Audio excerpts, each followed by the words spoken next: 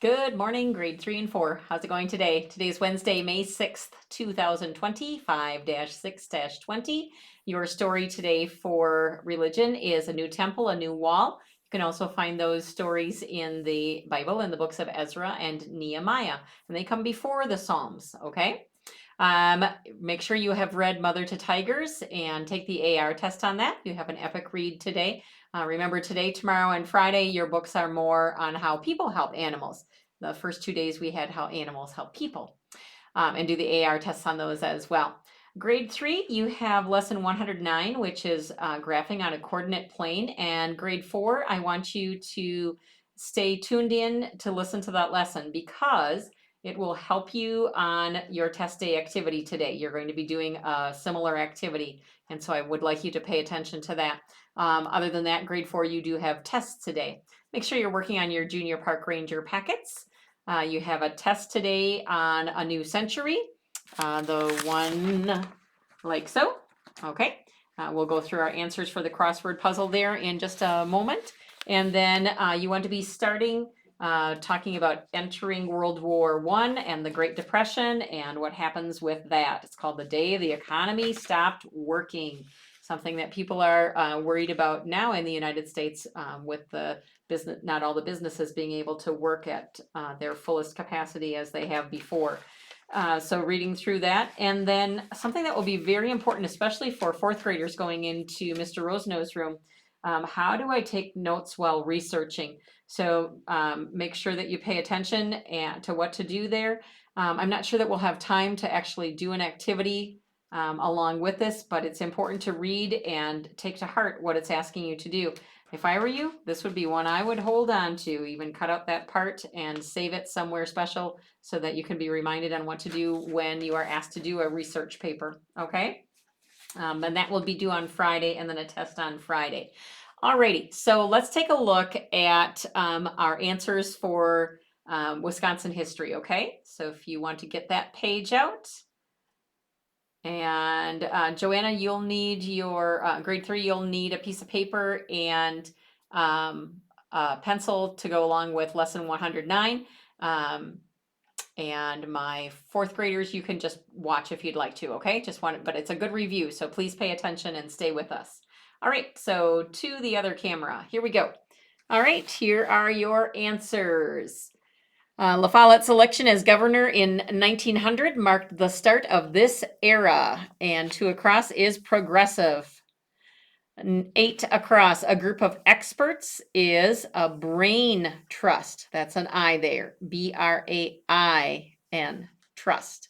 Number 9, a 14-year-old boy predicted that in the year of 2001, you wouldn't see one of these on Broadway, New York. A horse. What do you think?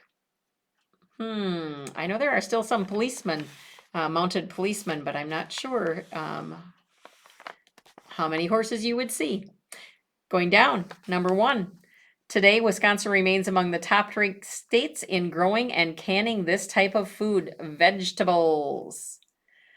Number 2, when Fox Valley's meatpacking industry expanded in the 1900s, they gave this name, Packers, to a Green Bay football team. La Follette was the first governor to be born in the state of Wisconsin. In the 1900s, women mostly wore skirts. A derby is a type of hat. Pants that come to the knee are called knickers, Knickers.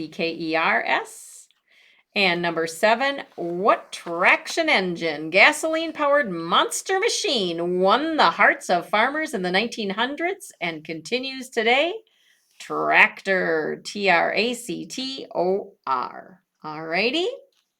Did any of you decide to start a writer's journal? I would encourage you to do that. I've got some good writers here. So make sure you take your test today. Take your time, use your paper, do a good job. All right, we're first of all going to look at one thing. Excuse me, a little tickle in my throat. All right, fourth graders, when you're doing perimeter, you want to make sure that you're counting every square a line goes through or is on. So for example, on number 29 here, it would be 1, 2, 3, 4, 5, 6, 7, 8, 9, 10, 11, 12, 13, 14, 15, 16, 17, 18, 19.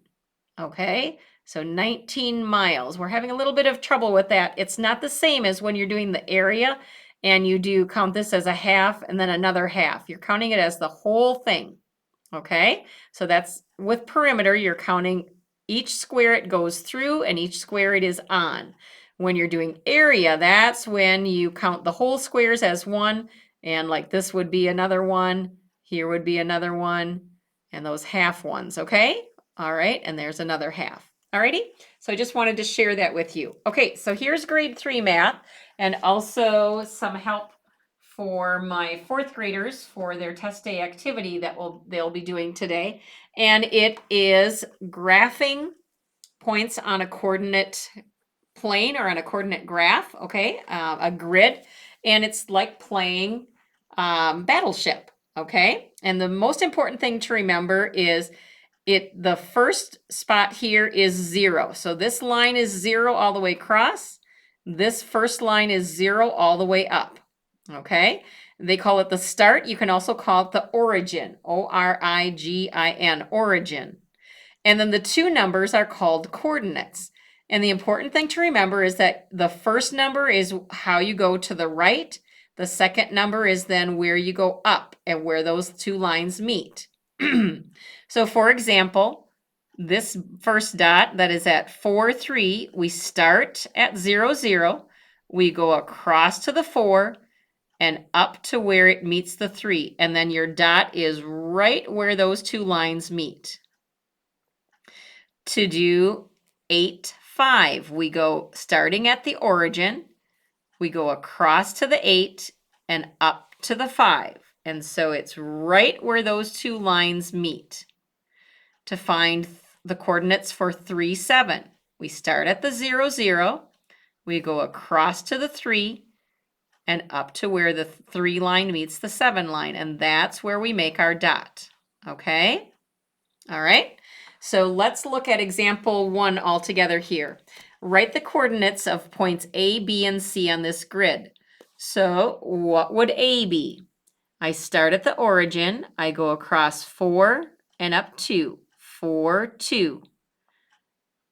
For B, our coordinates are starting at the 0, 2, 5, 2, and then up to 5. For C, starting at 0, I go across 5, 4.